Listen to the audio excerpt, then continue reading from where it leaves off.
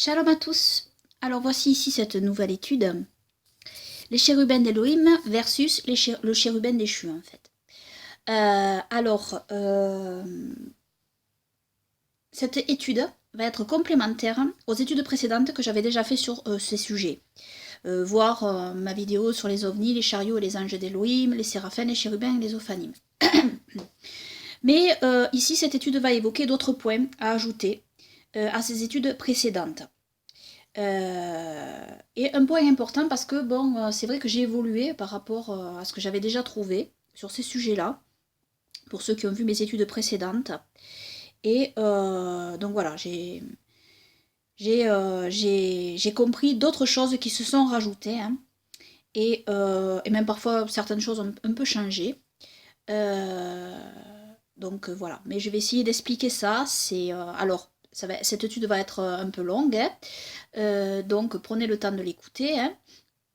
Alors, tout d'abord, il y a plusieurs points importants que j'ai compris par la grâce d'Elohim. Mais je précise que sur certains détails, il s'agit ici de ma compréhension qui peut parfois évoluer ou changer si je m'aperçois d'une erreur de compréhension, hein, dans ce que je vais expliquer ici. Je vous laisse donc juger par les Saintes Écritures pour vous faire votre propre opinion. Alors, en premier, je vais parler des chérubins d'Elohim, et ensuite je parlerai du chérubin déchu. Alors, le premier point que je veux évoquer sur les chérubins d'Elohim est qu'en réalité, les chérubins et les séraphins sont les mêmes créatures. Et ça, je l'avais déjà perçu en faisant mon autre étude sur les séraphins. Mais j'en étais pas persuadée, en réalité. Mais là, je vais essayer de vous le démontrer. Le terme différent de séraphim pour désigner les chérubim est juste là pour désigner une caractéristique propre à ces créatures célestes. Nous allons étudier tout cela en détail. J'ai donc enlevé mon ancienne étude sur l'apparence supposée des chérubins, qui ne s'avère plus exacte au vu de cette révélation. Donc oui, j'ai revu. Par contre, celle des séraphim est correcte, hein, que j'avais faite. Alors, comme certains le savent peut-être, j'avais déjà fait donc une étude détaillée sur les séraphim. Et je vais ici la reprendre avec les compléments nécessaires. Hein. Donc, il va y avoir beaucoup de rajouts. Hein. Alors, en réalité, tout dans les Saintes Écritures démontre que les séraphim, qui sont des dragons célestes de feu, sont des chérubim. Et je vais essayer de vous le démontrer. Alors, pour ceux qui commencent à rechercher sur les séraphim, la surprise va grandissant lorsqu'on regarde dans les Saintes Écritures, laissant de côté toutes les croyances dans lesquelles nous avons pu être imprégnés au sein du christianisme pour ceux qui ont ce passé religieux. Mais regardons d'abord à l'étymologie du mot séraphim, qui signifie brûlant ou en feu. Donc séraphim signifie les brûlants au pluriel. Mais séraphim signifierait aussi serpent. En effet, séraphim se dit aussi sérapim, ce qui donna sérapie, ce qui donna serpent.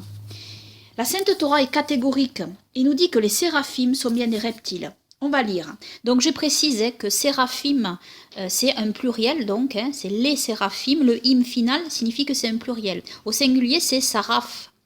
Et pareil pour kérouvim. Kérouvim, c'est un pluriel avec le im. Et kérouv, c'est le singulier. Voilà. Et les kérouvim sont les chérubins. Hein, c'est traduit en français par chérubins. Torah des Nombres, chapitre 21, verset 6. Alors Yahweh suscita contre le peuple les serpents, les séraphim, qui mordirent le peuple et il périt une multitude d'Israélites.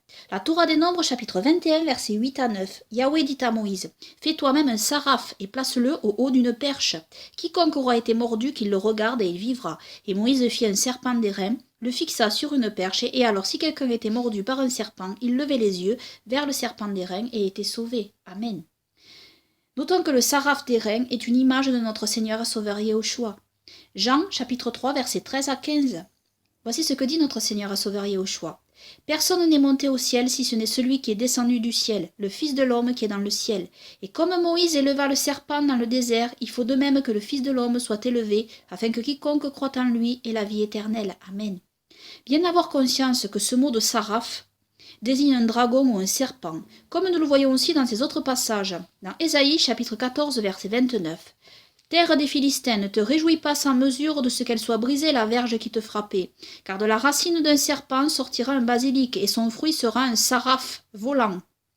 Ce qui a été traduit par un dragon volant. Ésaïe, chapitre 30, verset 6. Oracle à propos des béhémoths du sud, à travers un pays de détresse et d'angoisse, où sont le rugissement mâle et femelle, aspic et saraphe volant. Ils transportent sur la croupe des ânons leurs richesses et sur le dos des chameaux leurs trésors chez un peuple qui n'est d'aucun secours. Là, Saraf volant a été traduit par dragon volant. Alors, je vois bien ici ceux qui pourront être choqués à l'idée selon laquelle les séraphim seraient des dragons célestes, ayant une place près du trône d'Élohim, alors que nous connaissons bien aussi ce que le dragon représente en termes négatifs dans toutes les saintes écritures. Mais au contraire, tout prend sens ici, vous allez comprendre. Et les séraphim, en fait, vous allez voir dans notre passage d'Ésaïe, sont décrits comme des êtres célestes près du trône de Yahweh notre Elohim. Comme vous allez le voir, donc. C'est pour ça que je parle des séraphins célestes. Mais d'abord, alors on va revenir donc aux séraphim dans les cieux. Alors, les créatures célestes nommées séraphim, les dragons de feu, sont désignées avec 6 ailes par le prophète Ésaïe, puis sont citées aussi dans le livre d'Enoch et dans le livre d'Adam. Les créatures célestes nommées chérubins, kérouvim en hébreu, sont désignées avec 4 ailes par le prophète Ézéchiel, mais avec 6 ailes dans le livre de l'Apocalypse. Nous allons voir que cette différence du nombre d'ailes s'explique, et sous ce terme de kérouvim, ces créatures célestes sont aussi citées dans le livre d'Enoch et dans le livre d'Adam. Alors, il faut bien suivre ici, vous allez voir. Mais tout comme nous avons vu la définition du mot saraf, regardons maintenant la définition du mot kérouv en hébreu. En réalité, tout porte à croire que ce mot est en lien avec le verbe porter, en lien avec le mot rekeb. Les rekeb, c'est chariot en hébreu. Alors, nous allons lire dans le psaume chapitre 68, verset 18. Char rekeb d'Elohim. Ils se comptent par myriades et milliers répétés. Avec eux, le Seigneur se rend sur le Sinaï dans la sainteté. Ou alors, dans le texte massorétique, la traduction, ils ont traduit dans le sanctuaire. Mais on peut traduire aussi le mot hébreu dans la sainteté. Le psaume 18, 11. Il est porté, Yerekeb, sur le kéroub. Il vole, il plane sur les ailes du rouar. C'est-à-dire, rouar peut être traduit par esprit, souffle ou vent. Alors, le mot rekeb en hébreu désigne les chariots d'Élohim, comme je l'ai dit. Ce mot désigne aussi une meule à grains. Et les meules à grains sont en forme de soucoupe volante. C'est ce que j'avais expliqué dans mon ancienne étude. Et ce mot rekeb peut signifier aussi porter. Nous lisons dans le psaume, donc comme je vous l'ai dit, 18-11, Yerekeb, c'est-à-dire Elohim, il est porté, rekeb.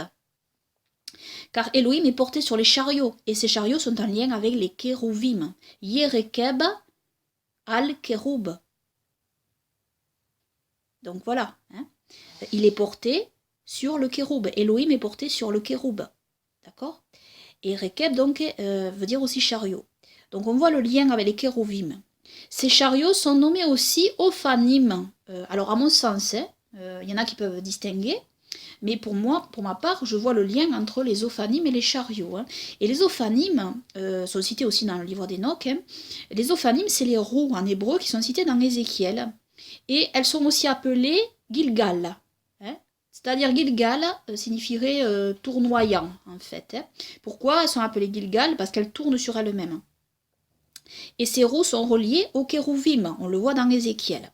Alors, en effet, nous voyons cela dans le livre d'Ézéchiel où les kérouvim se déplacent toujours avec les roues. Et l'esprit des kérouvim se trouve dans les roues. Il faut relire pour cela les chapitres 1 et 10 du saint prophète Ézéchiel. Donc ici, je ne vais pas lire tous ces chapitres, mais voilà, je vous explique ce qui est écrit dans ces chapitres en résumé.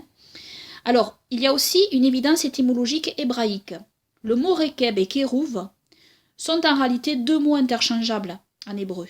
Nous voyons l'imbrication des kérouvim et des rekeb, des chariots d'Élohim, car savoir qu'il y a 2 lettres interchangeables dans ces mots, le resh et le kaf. Donc, regardons. Alors pour bien comprendre ici, il faut regarder donc le mot rekeb en hébreu et le mot kéroub en hébreu. Comme vous le voyez ici, il suffit donc en fait de switcher le resh et le kaf pour soit avoir kéroub, soit avoir rekeb en fait. En fait, ce sont les 2 lettres qui sont sur la gauche en hébreu, parce que ça se lit de gauche à droite en hébreu. Et donc le kaf, c'est la lettre qui est un peu comme un C à l'envers, et le resh, c'est l'autre lettre qui fait un peu comme un angle droit. Et la lettre vav dans kéroub, en fait, qui fait le ou de kéroub, qui est en fait la lettre comme un trait droit, comme un i, que vous voyez dans kéroub, n'est pas une obligation en hébreu. En effet, dans la pensée de la langue hébraïque, kéroub pourrait très bien s'écrire aussi sans le vav, donc ainsi kéroub. Et si on switch entre rekeb et kéroub, vous voyez, le kaf et le resh, les deux lettres, voilà, c'est interchangeable en fait. On voit ici un lien linguistique. Et donc les chariots et les chérubins sont interconnectés. En effet, ceci peut se vérifier aussi par les différents versets qui disent que Yahweh notre Elohim se déplace avec les chariots et sur les chérubins. Alors, nous lisons par exemple dans le livre d'Adam. Livre d'Adam, chapitre 11, versets 1 à 3. Après cela, on entendit l'ange Gabriel souffler une trompette et somma tous les anges et leur dire « Ainsi parle Yahweh, venez vers moi afin que je descende au jardin avec vous et écoutez mon jugement par lequel je vais juger Adam. » Quand on a entendu le son de la trompette de l'ange, on savait qu'Élohim allait venir au jardin pour nous juger. Il se plaça sur le chariot de chérubin, et les anges le louangeaient. Par conséquent, on eut peur et on s'était caché. Dans le livre d'Adam, chapitre 20, verset 3, voici Yahweh des armées sur un chariot de chérubins, et 4 souffles aux 4 vents le tiraient, et les chérubins étaient au service de ces vents, et les anges avançaient devant lui. Et nous voyons soudainement qu'au chapitre 22 du livre d'Adam, ces mêmes chérubins sont nommés séraphins. Livre d'Adam, chapitre 22, verset 4. Alors à cet instant, Elohim monta aux cieux avec ses anges, séraphins et chariots de lumière, chacun à sa station. Voilà.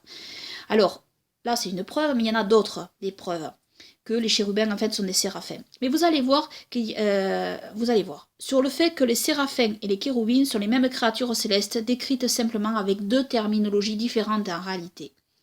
Séraphim décrivant leur apparence de dragons de feu céleste, et Kérouvim, décrivant leur fonction de porteurs de la gloire d'Élohim avec les chariots Rekeb, Ophanim, les roues. Alors tout d'abord, regardons le passage dans Ésaïe qui parle des séraphim.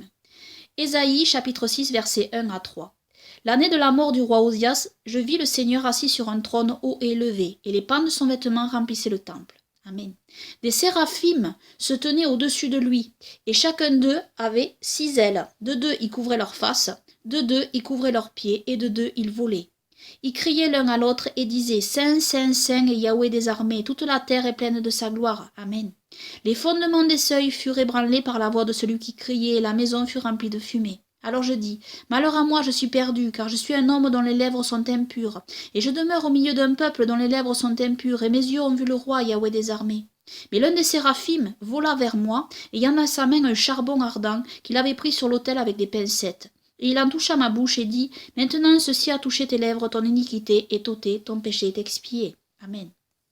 Alors maintenant, on va comparer avec la description d'Ézéchiel au sujet des kérouvim, qui est très semblable comme description. On va lire Ézéchiel chapitre 1 verset 11. Et leurs faces et leurs ailes étaient éployées vers le haut, et elles en avaient 2 jointes ensemble et 2 recouvraient leur corps. Et aussi nous voyons que les kérouvim saisissent des charbons ardents, tout comme les séraphim dans Ézéchiel chapitre 10 versets 7 à 8. Et le kéroub étendit la main entre les kéroubim vers le feu qui était entre les kéroubim. Il en enleva et le plaça dans les paumes de l'homme habillé de lin qui le prit et sortit. Et chez les kéroubim apparut la forme d'une main d'homme sous leurs ailes. Amen. Alors, certains pensent que l'expression recouvrir les pieds signifie qu'ils couvrent aussi leur partie intime. Alors ça c'est une interprétation, hein. Je ne sais pas si c'est vrai, mais c'est une possibilité, je dis, en fait, c'est possible. Nous voyons que le livre d'Enoch nous apprend que les séraphim sont dans le jardin d'Éden, tout comme la Sainte Torah nous dit que ce sont les chérubim. Alors, nous avons dans Enoch chapitre 20, verset 7, Gabriel, l'un des 5 anges préposés au paradis, au jardin, aux dragons et aux chérubim. Alors ici, dans le livre d'Enoch, il y a marqué dragon. La traduction éthiopienne a ici choisi de traduire le mot rencontré saraph par dragon. En fait, c'est mon explication ici. Hein. Je crois qu'elle est vraie. Au lieu de parler de séraphim. C'est pour ça qu'il y a le mot dragon. Et très souvent, dans le livre d'Adam et dans le livre d'Enoch, les chérubim et séraphim sont cités ensemble. Mais en réalité, selon moi, ce n'est pas pour citer 2 créatures distinctes, mais les 2 noms ou terminologies désignant ces créatures célestes. En fait, c'est la même créature qui est appelée de 2 terminologies différentes. D'ailleurs, dans la mythologie commune de nombreux peuples, l'arbre de vie est gardé par des dragons. Dans le livre d'Adam, ce fait que les séraphim, chérubim vont aussi dans le jardin d'Éden est notifié. Dans le livre d'Adam, chapitre 9, verset 27.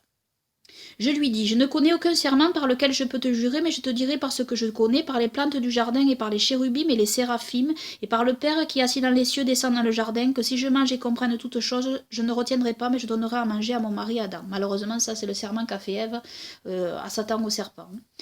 Livre d'Adam, chapitre 15, verset 7. Yahweh dit à Adam, tu ne peux pas prendre de cela de ton vivant, car j'ai donné un ordre aux séraphins de surveiller alentour avec des armes à cause de toi, de crainte que tu en manges plus et que tu deviennes immortel et dises, voici, je ne mourrai pas. Là encore, dans ce verset, nous voyons le terme chérubin remplacé par séraphim, alors que la Torah de la Genèse nous parle de chérubim, qui gardent le chemin de l'arbre de vie. Mais ici, cela démontre encore une fois que ce sont les mêmes créatures célestes avec deux dénominations différentes. Et donc, j'ai une autre preuve scripturaire, si cela ne vous convainc pas encore. J'ai une autre preuve scripturaire. Nous revenons aussi au livre de l'Apocalypse, que j'ai mentionné déjà. Et on va le lire, ce passage, de l'Apocalypse chapitre 4, versets 1 à 11. Après cela, je regardais, et voici une porte était ouverte dans le ciel, et la première voix que j'avais entendue comme celle d'une trompette et qui parlait avec moi dit « Monte ici, et je te ferai voir les choses qui doivent arriver après celle-ci. » Et aussitôt je fus ravi en esprit, et voici un trône était dressé dans le ciel, et quelqu'un était assis sur ce trône. Et celui qui était assis paraissait semblable à une pierre de jaspe et de sardoine, et le trône était entouré d'un arc-en-ciel qui paraissait comme une émeraude. Autour du trône il y avait 24 autres anciens, et je vis sur ces trônes 24 anciens assis, vêtus de vêtements blancs, et ayant sur leur tête des couronnes d'or. Et du trône sortaient des éclairs, des tonnerres et des voix. Et devant le trône brûlaient 7 lampes ardentes, qui sont les 7 souffles d'Élohim. Il y avait aussi devant le trône une mer de verre semblable à du cristal, et au milieu du trône et autour du trône 4 animaux, pleins de nœuds devant, ou pleins d'œils devant et derrière en fait, pleins de yeux devant et derrière. Le premier animal ressemblait à un lion, le second animal ressemblait à un veau, le troisième animal avait le visage comme un homme, et le quatrième animal ressemblait à un aigle qui vole. Et les 4 animaux avaient chacun 6 ailes, et alentour et au-dedans, ils étaient pleins de yeux. En fait, on peut traduire nœud aussi. Et il ne cessait jour et nuit de dire Saint, Saint, Saint et Yahweh Elohim Tout-Puissant, qui était, qui est et qui sera. Et quand les animaux rendaient gloire et honneur et grâce à celui qui était assis sur le trône, à celui qui vit au siècle des siècles, les 24 anciens se prosternaient devant celui qui était assis sur le trône, et ils adoraient celui qui vit au siècle des siècles, et jetaient leur couronne devant le trône en disant Yahweh, tu es digne de recevoir la gloire, l'honneur et la puissance, car tu as créé toutes choses, et c'est par ta volonté qu'elles existent et ont été créées. Amen, amen. Donc ici, le mot animaux, en fait, ici, c'est le mot ayot, c'est la aya décrit dans Ézéchiel, et c'est pas exactement le mot animal, c'est le mot être vivant, les êtres vivants, on pourrait traduire. Alors, sans l'ombre d'un doute, la vision de Yohanan, de Jean, ici, nous parle des 4 êtres vivants décrits par le prophète Ézéchiel, qui nous parle des kérouvim, des chérubins, comme étant ces 4 êtres vivants qu'il vit près du fleuve Kédar. Relire le chapitre 1 et 10 d'Ézéchiel, vous verrez l'équivalence ici, il n'y a aucun doute là-dessus. Que l'Apocalypse, le livre d'Apocalypse, le livre d'Ézéchiel parle des mêmes êtres vivants, avec les yeux tout autour aussi, dans Ézéchiel. Alors le mot yeux, en hébreu, c'est vrai, peut être traduit par yeux, mais peut être aussi traduit par nœud, aussi. Et là où c'est intéressant, c'est que la vision de Yohanan nous décrit les kérouvim avec 6 ailes, et non seulement avec 4 ailes, comme dans le livre d'Ézéchiel. Et cette description avec 6 ailes des kéroubim correspond avec la description faite par le prophète Ésaïe des séraphim, comme je l'ai dit. Donc vous voyez, le rapprochement ici, ça tend à prouver ici ce que je dis, c'est-à-dire que les séraphim et les chérubim sont les mêmes créatures avec 6 ailes en réalité. Et pourquoi donc le prophète Ézéchiel les décrit avec 4 ailes? Se serait-il trompé? En fait, non. Cela s'explique, et vous allez mieux comprendre, par une représentation commune faite dans différentes églises. Voici cette représentation commune, donc, une des représentations communes, là, c'est la description d'un chérubin, donc, et les séraphins aussi sont représentés de manière similaire dans les églises, très souvent. Donc vous voyez, eux aussi, en fait, même s'ils les distinguent, parce qu'il y a une distinction qui est faite, parce que le nom est différent, en fait. Et je pense que c'est de là que vient, à mon sens, c'est une erreur de penser que ce sont 2 créatures distinctes. Et alors, comme vous pouvez le voir sur cette illustration, les 2 ailes jointes ensemble peuvent se compter comme une seule. Et dans ce cas, en tout, on compte 4 ailes, en fait. 1, 2, 3, 4, en fait. En haut, en bas, et une à droite, une à gauche. Mais si on prend en compte les 2 ailes jointes à part, nous avons bien 6 ailes. Donc voilà, pour moi c'est l'explication de la différence entre Ézéchiel et l'Apocalypse avec les 6 ailes et les 4 ailes. Les 4 ailes. Et aussi la différence avec les séraphins. Donc. Alors notez que le kéroub ou saraphe est un être de feu de lumière. Et la distinction entre les ailes jointes n'est donc pas très apparente et peut facilement se voir aussi comme une seule aile. Alors maintenant, je vais vous montrer donc cette photo prise de la vidéo, des vidéos que j'ai fait en question hein, sur mes anciennes vidéos sur les roues, les chariots d'Elohim. Et ce qui je crois est un kéroub d'Elohim, ou saraphe d'Elohim, véritable, apparu au-dessus de Jérusalem en 2011, comme je l'ai donc montré hein, dans mes 2 vidéos et précédentes. Et nous voyons très clairement la forme d'un kéroub ou saraphe ici. Par contre, son visage est caché, tout comme cela est bien mentionné par le prophète Ésaïe. Hein. Donc, selon moi, sur cette image, c'est un kéroub d'Elohim. Donc, après avoir évoqué tout cela, nous allons à présent évoquer un autre point, qui va parler des origines du diable nommé Satan. Sachant que Satan, le mot Satan n'est pas un nom propre, mais une dénomination. Cela signifie adversaire en hébreu. En ce sens, tous les démons, les anges déchus, sont des Satans, des adversaires. Mais il y a un Satan qui est à l'origine de la rébellion, et c'est communément lui qui est nommé ainsi. Alors, dans Apocalypse chapitre 12, verset 9, « Et le grand dragon fut précipité, le serpent ancien, celui qui est appelé Diable et Satan, celui qui séduit la terre habitée tout entière. Il fut précipité sur la terre et ses anges furent précipités avec lui. » Apocalypse 22, « Et il saisit le dragon, le serpent ancien, qui est le diable et Satan, et le lia pour 1000 ans. » Amen, amen. À la lumière de ce que j'ai cité juste avant, ici Satan, nommé aussi le diable, est désigné comme un séraphin déchu. C'est le serpent, sérapi, saraphe. C'est un saraphe déchu. Et nous savons aussi qu'il est désigné par Elohim dans le livre d'Ézéchiel comme étant un chérubin déchu, ce qu'on va voir. Hein. Ce qui est aussi confirmé dans le livre d'Adam. Là encore, cela rejoint ce que je dis. Les chérubins et les séraphins sont en réalité les mêmes créatures célestes. Donc Satan est décrit comme un kéroub déchu et un saraphe, un dragon déchu.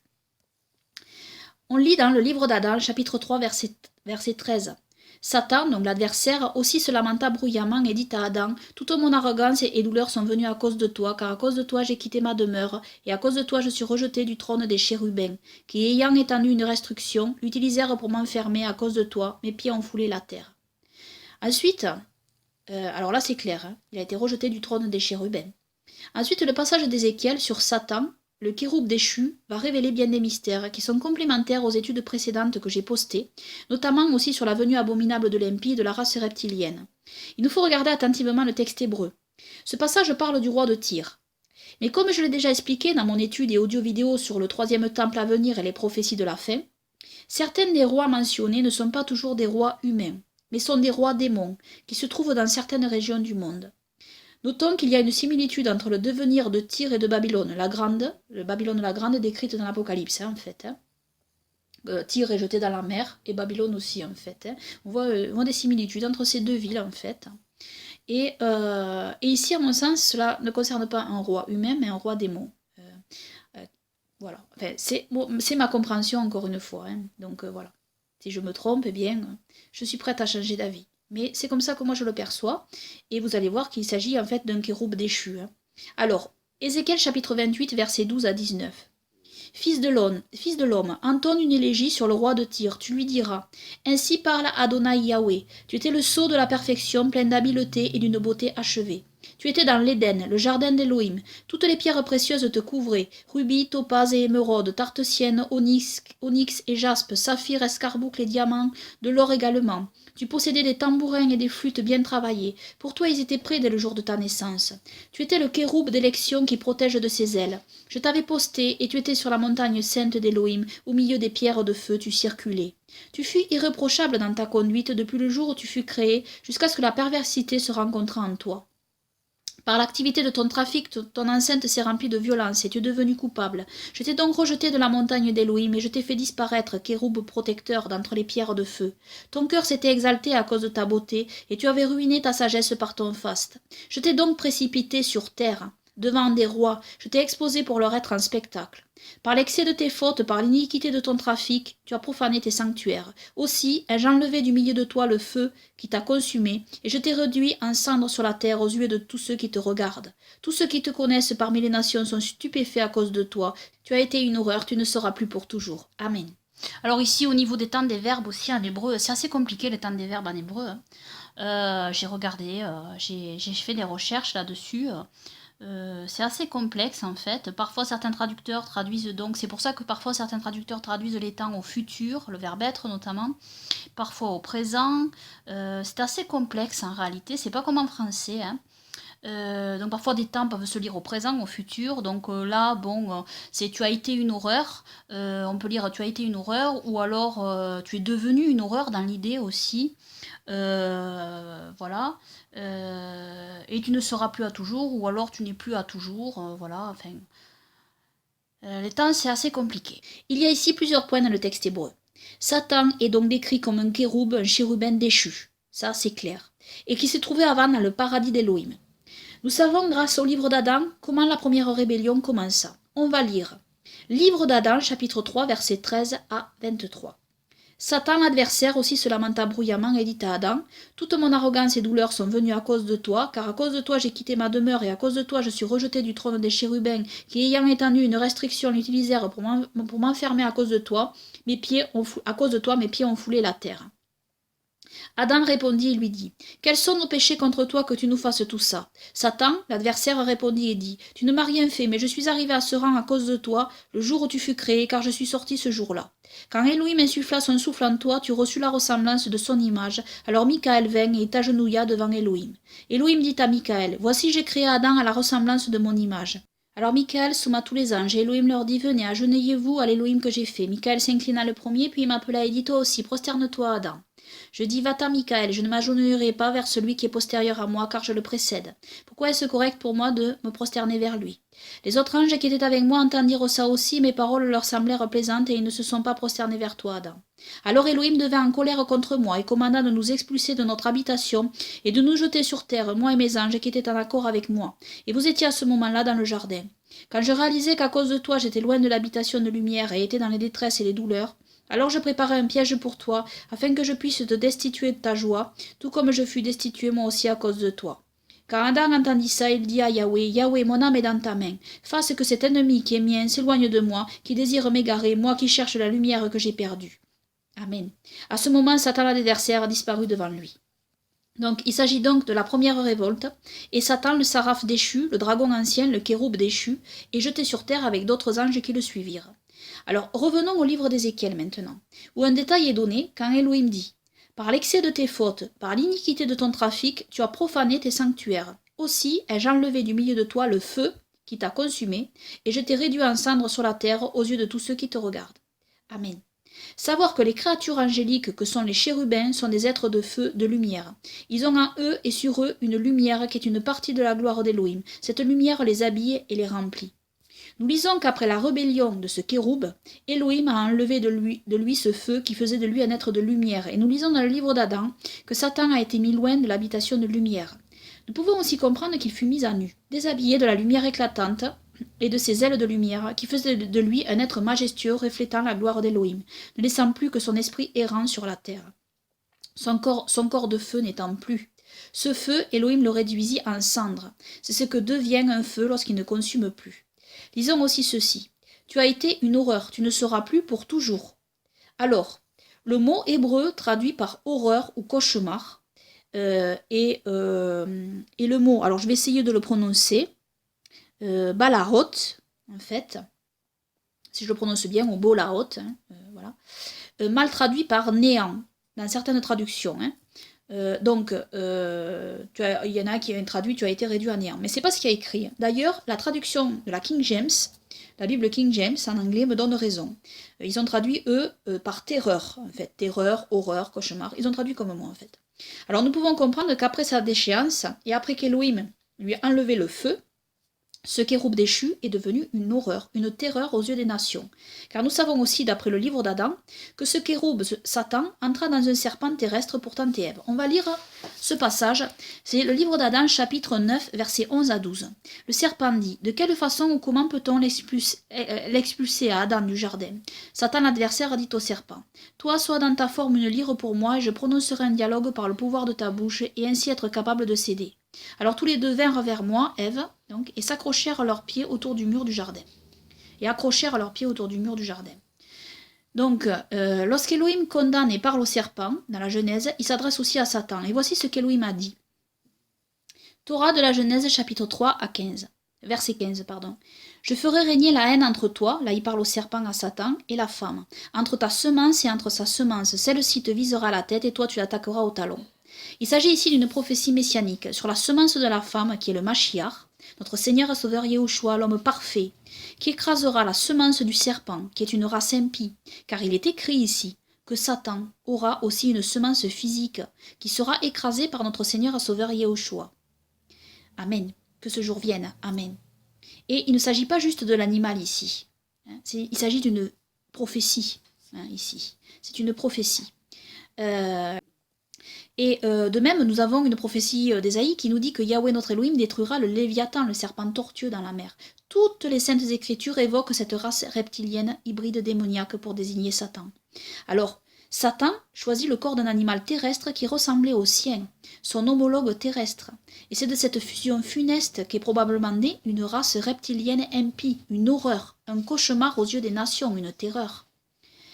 Ensuite, savoir que les kéroubim, étant toujours en lien avec les chariots et les roues, leurs esprits étant dans les roues, il est donc probable que lors de sa révolte, le kéroub déchu, Satan et son armée d'anges rebelles, eux aussi, probablement des kéroubim déchus, parce que l'armée, en fait les anges qui ont suivi Satan, à mon sens, peuvent être aussi des kéroubim déchus, furent chassés avec leurs roues, leurs chariots en fait. Parce qu'il faut savoir que l'esprit des kéroubim est dans les roues. Et savoir que, oui, c'est vrai qu'il est écrit les anges, en fait, les anges de Satan, en fait. Mais il faut savoir que le mot ange, malach, en hébreu, signifie simplement messager.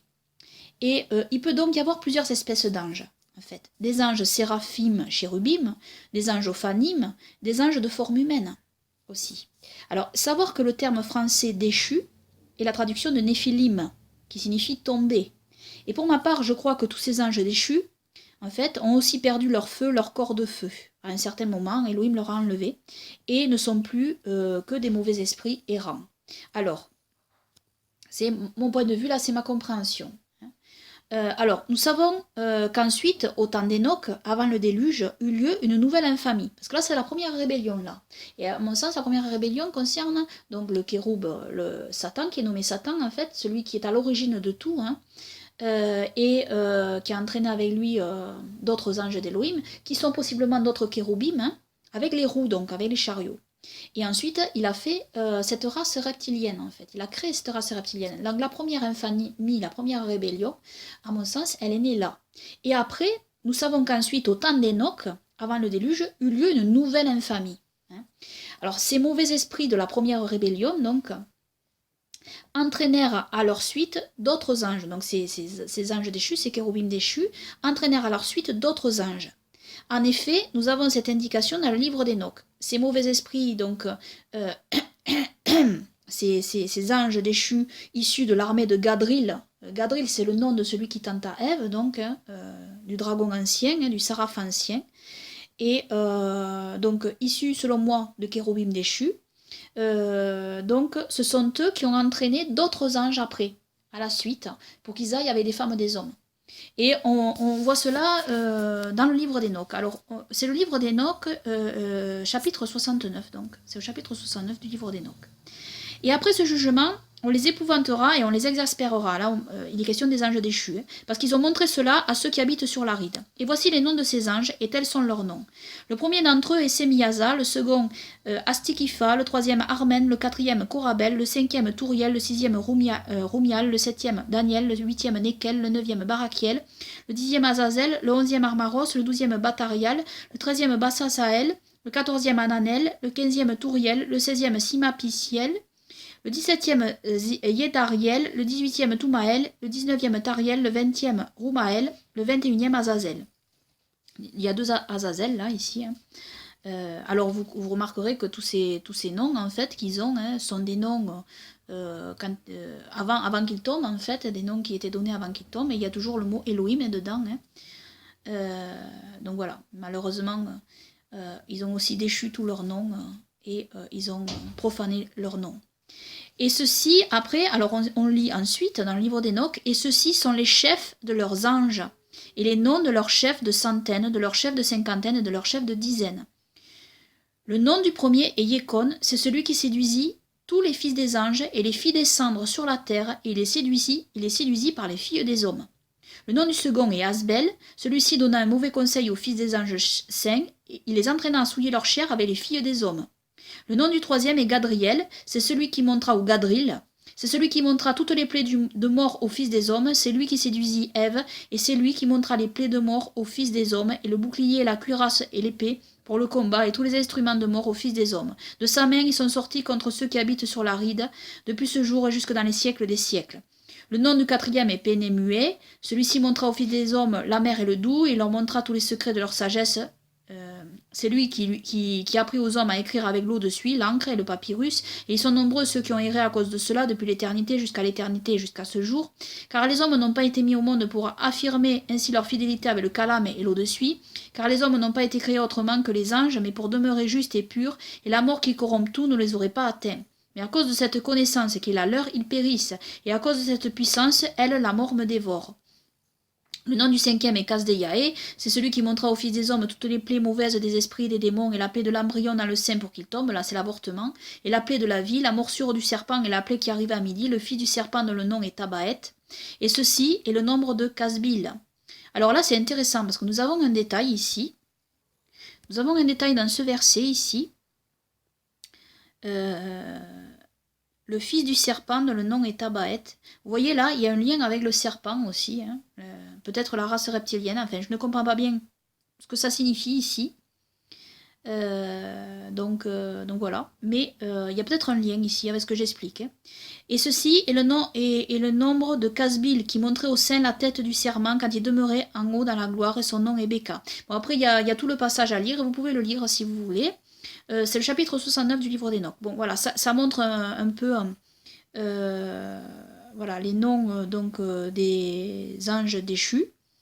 Et alors on voit très bien que les premiers anges donc, qui sont cités au verset 2, que je vous ai cité, ont été entraînés par ceux du verset 3. Donc ceux du verset 3, semble-t-il, étaient là avant, en fait, étaient tombés avant, et ont entraîné les autres donc, à commettre l'infamie avec des filles des hommes. Donc.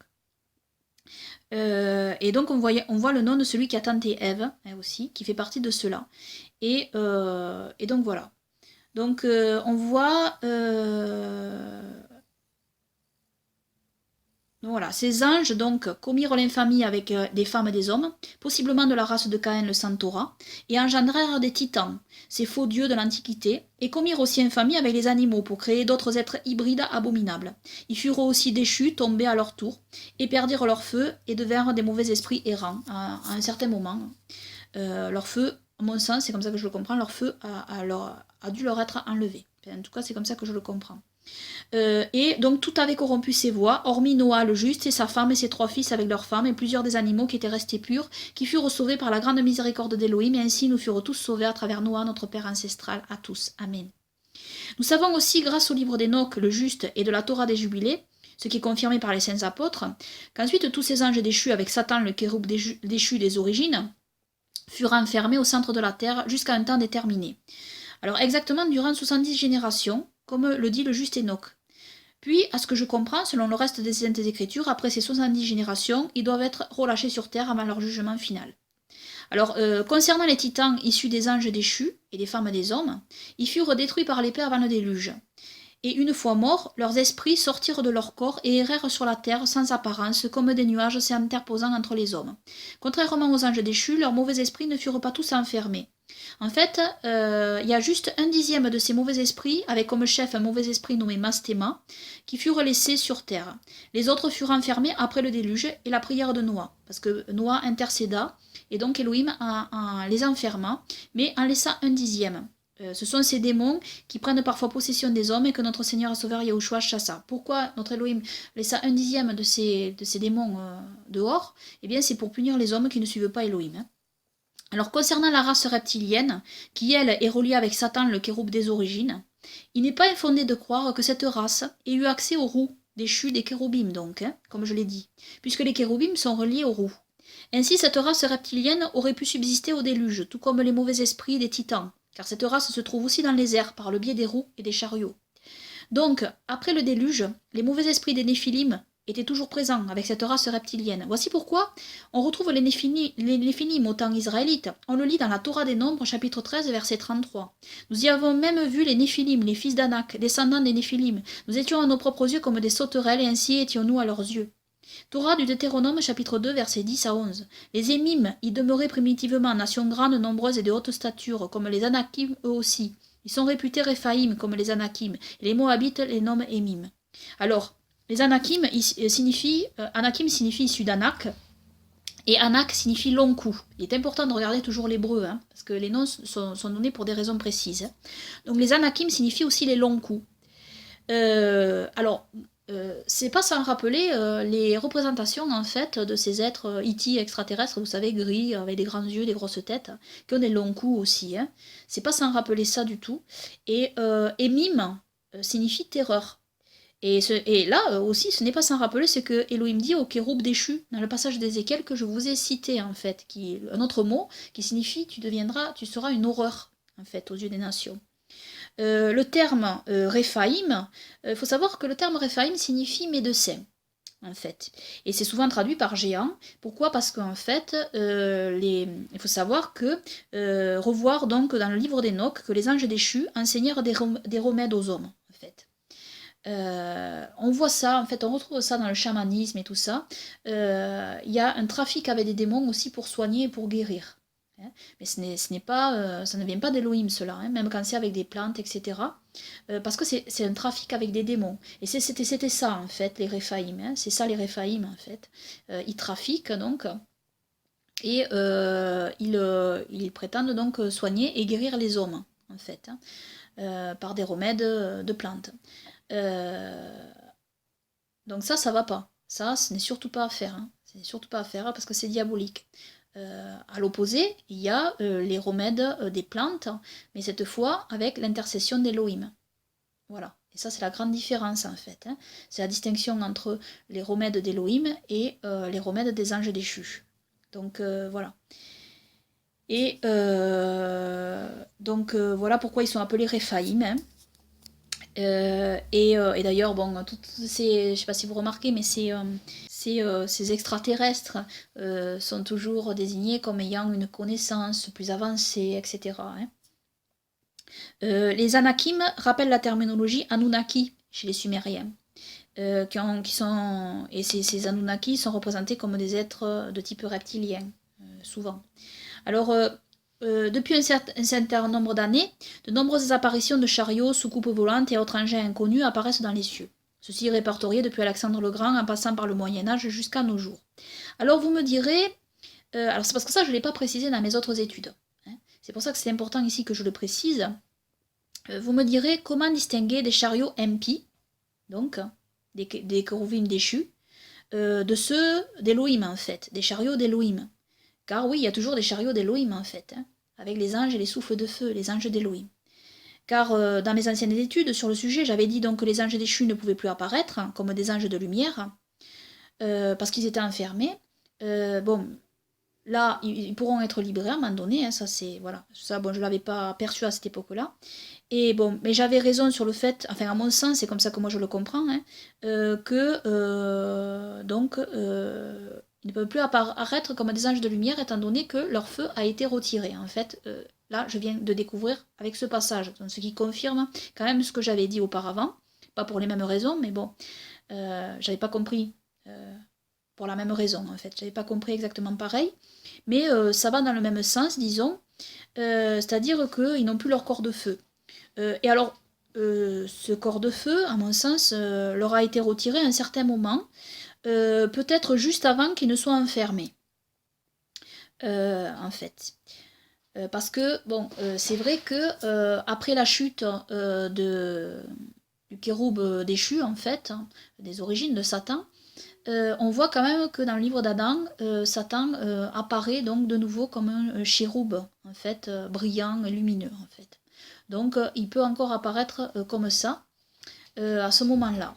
Donc, ce feu retiré, qui est décrit dans le livre d'Ézéchiel, à mon sens, a pu être juste avant qu'il soit en fait enfermé. C'est pour ça que voilà, je ne suis pas sûre du moment en fait. Et, mais par contre aussi, dans mes autres études, je n'avais pas évoqué le cas de la distinction entre les bons chariots d'Élohim et les mauvais chariots. Parce que pour moi, bon, il n'y avait que des bons chariots. Et c'est vrai bon, que je voyais aussi des histoires avec des chariots, avec ces êtres extraterrestres qui sortent des chariots. Il y a d'ailleurs des éléments, des témoignages qui sont très troublants, hein, qui ont l'air vrais en fait, hein, qui ont l'air authentiques. Il y a même des vidéos parfois qui ont l'air vraies et authentiques, où on voit à un moment donné une vidéo, on voit un être comme ça sortir d'un chariot. Hein. Alors ça paraît pas être un montage. Donc voilà, c'est assez troublant tout ça. On voit même des chariots parfois qui tombent, qui sont abattus, etc. Si c'était des chariots d'Elohim, ils ne seraient pas abattus. Donc abattus euh, par des armes humaines, hein, ou qui tombent dans l'eau, etc. Enfin bon bref. Des choses un peu étranges. Donc c'est vrai que je me suis questionnée là-dessus pendant un certain moment. Je savais très bien qu'il y a les chariots d'Elohim, je savais très bien que voilà que les anges d'Elohim apparaissent, etc., comme des souffles de feu, comme je l'ai expliqué dans mon ancienne vidéo, mais c'est vrai que je me questionnais sur tout ça. Et là, dans cette vidéo, je vais apporter donc ce complément. Donc, hein. Et c'est un complément important aussi, bon, parce que c'est vrai qu'il ne faut pas prendre non plus des chariots de l'ennemi comme étant des chariots d'Elohim. Et inversement aussi. Bon, voilà, il n'est jamais bon de se tromper. Hein.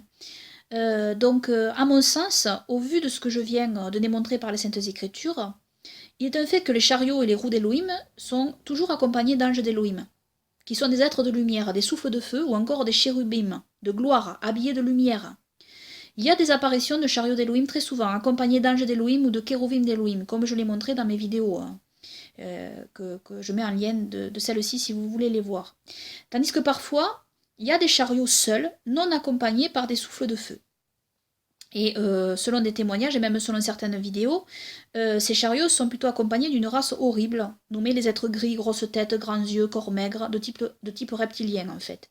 Cela semble être bien être de cette race impie de Satan, du kéroub déchu qui se déplace avec les roues. C'est à mon sens la seule explication que j'ai en fait sur ça. Si ces témoignages sont vrais, et je crois quand même qu'ils sont vrais en fait, ces témoignages de ces êtres dans ces chariots, je pense que c'est vrai. C'est donc, enfin c'est des êtres démoniaques. Les êtres gris, j'ai toujours dit que c'est des êtres démoniaques. C'est avec les chariots en fait, voilà. Je me demandais pourquoi ils se déplaçaient dans des chariots, etc. Et c'est vrai que ça me travaillait ça. Et incontestablement, s'il y a ces êtres reptiliens dans ces chariots, c'est pas des chariots d'Elohim, ça c'est certain. Hein. Ça c'est incontestable. Hein. Ça peut pas, hein, c'est clair. Ces êtres sont des êtres démoniaques, comme je l'ai expliqué. Et en fait, les anges d'Elohim et les chérubins d'Elohim sont habillés de la gloire d'Elohim, en fait. Et si vous voulez, voilà. Et ça, voilà, ça, on ne peut pas se tromper là-dessus. Alors c'est vrai que Satan se déguise en ange de lumière, comme le dit l'apôtre Paul, mais pour ma part, moi je pense que l'apôtre Paul parle du moment où en fait Satan s'est habillé de sa lumière de chérubin en fait pour tenter Ève au moment en fait où il est venu la tenter à nouveau quand elle se repentait après sa chute, après leur chute. Et là, le feu ne lui avait pas encore été retiré. Visiblement, dans le livre d'Adam, le feu ne lui avait pas encore été retiré et il apparaissait toujours comme un ange. Comme un ange d'Élohim, comme un chérubin en fait, et il est possible donc que durant la période en fait avant déluge, ces anges donc apparaissaient toujours comme des êtres lumineux, éclatants, etc., avant qu'ils ne soient en fait enfermés et avant que leur feu ne soit retiré en fait d'eux. Hein. Donc voilà, dans Ézéchiel, on voit très bien que le feu du kéroub est retiré de lui en fait. Hein. Elohim enlève ce feu. Le mot ish en hébreu. Hein. Alors là aussi, il y aurait beaucoup à dire sur le mot ish en fait en hébreu, hein, parce qu'en fait, ce mot ish, c'est très intéressant parce qu'il faut savoir que Adam est appelé aussi ish en fait, l'homme. En fait, ça se traduit par homme ou feu en fait, le même terme hébreu. Mais la différence, c'est que Adam est souvent appelé Adam, qui vient de Adama, de la terre en fait. Et le mot ish est un mot différent pour dire homme aussi. Donc c'est très ambigu, donc il y aurait une étude et une recherche à faire sur ce sujet, très approfondie. Si Louis me le permet, peut-être que je regarderai de près et que je pourrai vous le partager, si Louis me le permet bien sûr. Donc voilà pour ce que je pense maintenant. Et donc il faut savoir qu'un chercheur français a découvert plusieurs momies de ces créatures abominables au Pérou. Au début, sa découverte a été remise en cause par certains qui parlaient de supercherie. J'ai vu des vidéos, c'est assez frappant, hein, une vidéo, plusieurs vidéos sur ces momies hein, au Pérou donc. Mais récemment, donc, il s'avère que ce chercheur, donc, a confié ces momies à des chercheurs scientifiques au Pérou, donc, et qui ont eux-mêmes en fait confirmé récemment hein, que ces momies sont authentiques, donc c'est pas des animaux, des restes d'animaux qui auraient été recomposés pour faire des fausses momies en fait, c'était l'argument de certains. Non, ces momies sont authentiques et l'ADN prélevé donc est non humain. Donc c'est pas l'ADN de chat, d'autres animaux qui auraient été assemblés en fait, non, c'est un ADN non humain et non en fait d'autres animaux. Hein. Et il est même question en fait d'une momie comme étant mi-humaine et mi-extraterrestre. Et ces faits sont prouvés via une vidéoconférence. Et ils ont même vu, bon, dans les radiographies qu'il avait fait, en fait, il y avait des œufs à l'intérieur en fait de ces momies en fait. Et on sait très bien qu'en fait les serpents en fait ils se multiplient en faisant des œufs en fait. Ça c'est assez frappant. Donc c'est bien ça, c'est une race reptilienne, hein, comme je l'ai dit. C'est affreux, c'est atroce et c'est abominable. Hein. Donc voilà. Alors maintenant, parlons aussi de ce passage dans le livre d'Ésaïe qui parle du roi de Babylone. Il y a un autre passage aussi, et là encore, selon moi, un roi démon. Et je pense que cette prophétie concerne donc la Babylone de la fin des temps, hein, telle que décrite dans l'Apocalypse. On le lit dans Ésaïe chapitre 14, versets 4 à 27. Il est beaucoup question de Babylone dans les prophéties, dans Ésaïe notamment aussi. Donc, dans d'autres chapitres aussi d'Ésaïe. Hein. Donc, tu entendras le chant que voici sur le roi de Babylone. Comment a disparu l'oppresseur, cessé la tyrannie. Yahweh a brisé le bâton des méchants, le sceptre des despotes, qui frappait avec fureur les peuples, de coups sans trêve, accablait avec rage les nations de persécutions sans merci. La terre entière a maintenant retrouvé le calme et la paix. On éclate en cris d'allégresse. Même les cyprès et les cèdres du Liban se réjouissent de ta chute depuis que tu es couché. Le bûcheron ne monte plus contre nous. Le Shéol, dans ses profondeurs, s'est ému à ton approche. Il a réveillé pour toi les Réphaïm, donc les Réphaïm, les médecins liés aux anges déchus et aux géants, hein. Ceux qui furent jadis les puissants de la terre. Il a fait lever de leur trône les rois des nations. Tous ensemble prennent la parole et te disent « Te voilà donc aussi frappé comme nous, te voilà donc pareil à nous. » Ton faste est descendu dans le Shéol, avec tes harpes retentissantes. Sous toi, la vermine forme ta couche et les vers te servent de couverture. Donc là, on voit ici qu'il est descendu, donc qui est enfermé en fait dans le Shéol. Hein. Comme tu es tombé du ciel, astre brillant, fils de l'aurore, comme tu as été renversé jusqu'à terre, dompteur des nations. Tu disais en ton cœur, je monterai au ciel au-dessus des étoiles d'Élohim. J'érigerai mon trône, je m'assierai sur la montagne du rendez-vous dans les profondeurs du nord. Je monterai sur les hauteurs des nuées, je serai l'égal du Très-Haut. Mais non, c'est dans le Shéol que tu seras précipité, dans les profondeurs de la fosse, ou du puits aussi le mot. On peut traduire.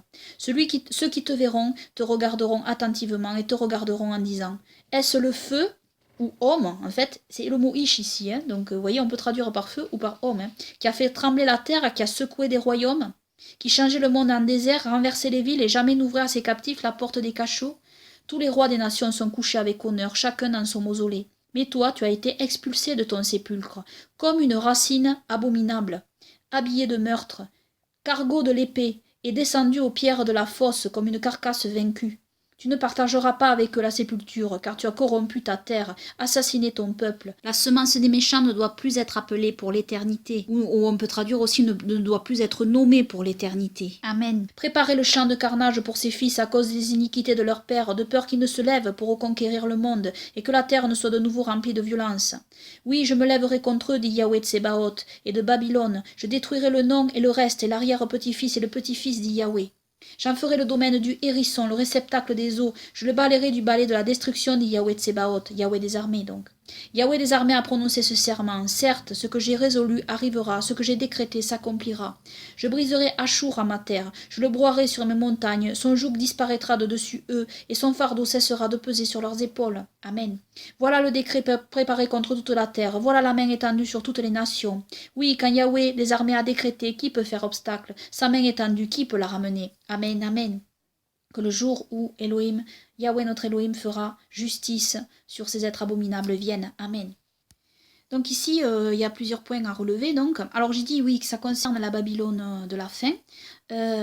Donc ça concerne d'abord donc ce roi démon, hein, en un sens, et qui est jeté donc dans le Sheol en fait, qui est enfermé en fait dans le Sheol. Il est comparé en fait à un astre brillant parce que les chérubins brillent énormément de la gloire d'Elohim. Hein. Mais lui il est tombé, il a été jeté à terre donc c'est Satan ici, et comme on l'a lu, comme je vous l'ai lu juste auparavant. Hein. Donc, et il a trompé les nations en fait, et puis il a entraîné d'autres anges à sa suite pour amener toutes ces ignominies, ces abominations. Puis ensuite, donc, il a été jeté dans le Sheol en fait, hein, et il a rejoint donc les Réphaïm donc. Hein, et ensuite, on lit donc une autre étape donc. On va voir. Il est écrit donc il est écrit dans ce passage que Yahweh notre Elohim détruira les fils des Néphilim, c'est-à-dire les descendants du kéroub déchu et de son armée, en fait. Ses descendants, en fait. Et ses descendants, en fait, c'est cette race reptilienne, en fait. Hein, avec bien sûr tous ces esprits démoniaques qui sont sortis des géants, en fait, qui errent, le 1/10 donc qui reste. Donc il est écrit « Mais toi, tu as été expulsé de ton sépulcre comme une racine abominable. Habillé de meurtre, cargo de l'épée est descendu aux pierres de la fosse comme une carcasse vaincue. » Alors ici, nous avons deux mots ici, que j'ai traduits par cargo de l'épée. En effet, le premier mot, donc, alors je vais essayer de le prononcer, parce que les prononciations, c'est pas mon fort hein, en hébreu, ça c'est clair. Je peux décrypter, mais pour prononcer, c'est plus dur. Métoani, ou Métoanei, en fait. Alors, je ne sais pas si je prononce bien, hein, mais voilà, ce mot, en fait, Rarev, donc, Métoanei Rarev. Donc, Rarev, c'est le mot épée, donc, ou Rerev, ou Rarev. Et le mot Métoanei, donc, c'est un pluriel, et la traduction peut varier, en réalité. Ce mot signifie, alors j'ai recherché, hein, ce mot signifie, alors certains ont traduit percé par l'épée en fait, mais c'est pas du tout le mot percé en réalité. Hein. Ils ont essayé de traduire une idée, mais ce mot on le retrouve que là, en fait, dans toutes les saintes écritures, je ne l'ai vu que là, en hébreu. Et alors, il signifie cargo, ou bagage, cargo, ou alors batterie électrique. Alors c'est assez étonnant quand même, batterie électrique, chargeur électrique en fait. Et alors, cargo, en fait, ce n'est pas sans rappeler les chariots ou les roues aussi. Hein. Les cargos servent à transporter, en fait. Ben oui, ces soucoupes volantes qu'on voit sont des cargos. Et ensuite, le mot pour épée, voilà, le mot rerev ou rarev signifie épée. Donc là, nous pouvons penser aussi à l'épée des kérouvim, en fait, des chérubins. Donc voilà, et ce mot est étrange, je trouve. Et ça rappelle donc, voilà, ces cargos, donc, rappellent ces vaisseaux. Après, il est écrit, tu ne partageras pas avec eux la sépulture, car tu as corrompu ta terre, assassiné ton peuple. La semence des méchants ne doit plus être nommée pour l'éternité. Et alors, la semence, c'est la zéra, donc, hein, des méchants. Donc ici, il est question de la semence du kérouv déchu, en fait. Hein. Et cette semence, c'est la race reptilienne. Et préparer le champ de carnage pour ses fils. Et donc cette semence donc d'esprit démoniaque sorti des titans a probablement agi à nouveau, hein, puisqu'on le voit, de nouveau, il y a de nouveau des géants en fait à l'époque des Israélites, après le déluge donc. Donc ils ont recréé en fait une autre race de géants. Et peut-être aussi avec cette race reptilienne. Alors il est dit préparer le champ de carnage pour ses fils à cause des iniquités de leur père. Là on voit que c'est les fils donc du kérouf déchu en fait.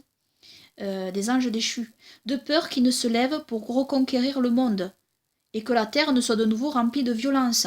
Alors ici, en fait, de peur que les choses ne se repassent, ne se reproduisent comme avant le déluge, en fait. Parce que ce terme rempli de violence, en fait, on le retrouve dans la Torah, la terre était remplie de violence, en fait. Donc c'était avant le déluge, hein, à cause des infamies qu'ils avaient commis. Et oui, je me lèverai contre eux, dit Yahweh Tsebaoth, et de Babylone, je détruirai le nom, et le reste, et l'arrière-petit-fils, et le petit-fils dit Yahweh. Donc voilà, ici, on voit très bien qu'il s'agit de cette race, en fait, qui reste, que cette race de Satan, en fait, qui reste, qui est restée. Alors, autre fait issu de témoignages divers, aussi, celui où des personnes se seraient fait enlever par ces êtres gris dans leur vaisseau et implanter des petits objets dans le bras.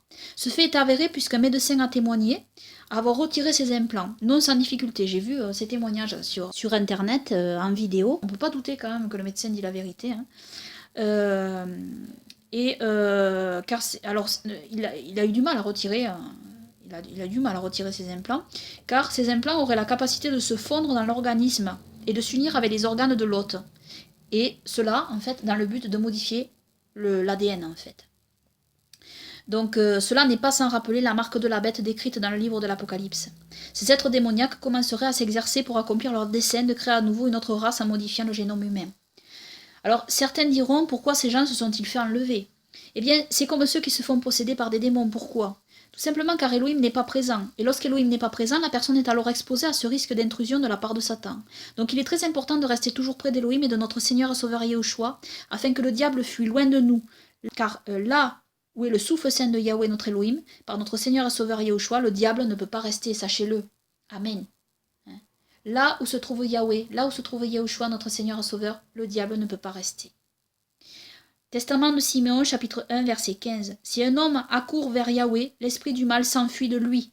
Sa pensée devient facile et il sympathise alors avec celui qui l'a envié et ne condamne pas ceux qu'il aime et aussi son envie cesse. Testament de Benjamin, chapitre 2, verset 7. Si vous faites le bien, même les esprits impurs s'enfuiront de vous. Oui, les pires bêtes s'enfuiront de terreur devant vous. Car lorsque la considération des bonnes actions se présente dans la conscience, l'obscurité s'enfuit de lui. Amen, amen. Jacques confirme donc le testament des patriarches en disant, Jacques chapitre 4 verset 7, dans la lettre de Jacques, « Soumettez-vous donc à Elohim, résistez au diable, et il fuira loin de vous. Amen. » Donc voilà, je conclurai par cela, donc, que les croyants donc, sachent que s'ils se tiennent près de Yahweh notre Elohim et de notre Seigneur et Sauveur Yahushua, tous ces êtres démoniaques ne les toucheront pas, en fait. Tout comme les esprits impurs qui errent n'entreront pas dans leur maison, en fait. Ils n'auront pas de fantômes dans leur maison. Ils ne seront pas touchés par cela. Mais si jamais quelque chose ne va pas dans leur vie, et si Elohim n'est pas, en fait, présent, eh bien là, c'est la porte ouverte, en fait, à toutes ces choses-là, en fait. Ça, il faut le savoir. Mais quand une personne est régénérée, a connu la nouvelle naissance, est régénérée par le souffle saint d'Elohim, et qu'elle marche, et qu'elle essaye de marcher en conformité de vie avec Elohim tous les jours de sa vie, eh bien en réalité, cette personne est protégée d'Elohim. Elle n'est pas touchée par les démons, et elle n'est pas touchée par tous ces êtres démoniaques. Elle ne peut pas être enlevée, etc. Donc vraiment, c'est extrêmement important de se tenir près d'Elohim. Donc voilà ce que je pouvais dire sur ce sujet. C'était un ajout important à mes autres vidéos quand même, car il faut quand même savoir distinguer entre les chariots d'Elohim et les chariots démoniaques. Hein. Donc comme je l'ai dit, donc, les chariots démoniaques, eh bien, il n'y a pas d'ange de feu autour d'eux, il n'y a pas de chérubim, de kérouvim de lumière et de gloire autour d'eux. Il y a juste ces chars qui sont tout seuls et avec ces êtres horribles à l'intérieur en fait, hein, en réalité. Tandis que les vrais chariots d'Elohim sont entourés par des souffles de feu, par des anges de lumière, ou par des kérovim de lumière et de gloire. Hein. Donc voilà. Voilà ce que je pouvais dire. Et je conclus en disant que toute la gloire, les honneurs, l'adoration, les louanges, les remerciements reviennent seulement à Yahweh, Jéhovah, notre Elohim, notre roi, et à notre Seigneur et Sauveur Yahushua, notre Elohim et notre roi pour toujours, et que son règne glorieux vienne, et qui nous dirige toujours dans toutes ses voies et dans la sanctification, et nous protège de tout mal. Amen.